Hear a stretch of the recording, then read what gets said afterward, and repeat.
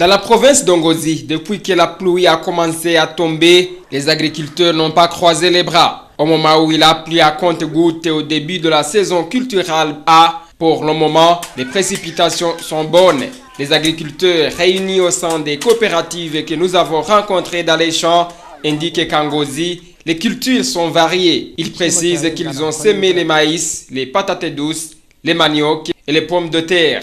Selon ce représentant des agriculteurs réunis au sein de la coopérative dite Dushirukumwete dans la commune Kiremba, le seul moyen de lutter contre la famine, c'est de travailler et exploiter les champs des cultures. Il réclame les renforcements de capacités en matière d'agriculture pour augmenter la production plutôt que réclamer les aides en vivres. Il invite certains agriculteurs des autres provinces qui fuient leur ménage suite à la famine à faire face aux fléaux ou catastrophes qui surgissent en cultivant dans les marais.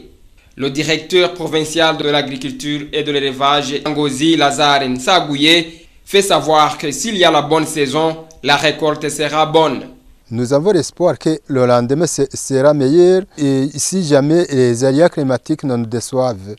Bon, nous pouvons craindre, par exemple, la grêle, ça c'est imprévisible. On peut aussi craindre les vents violents qui touchent surtout les bananiers.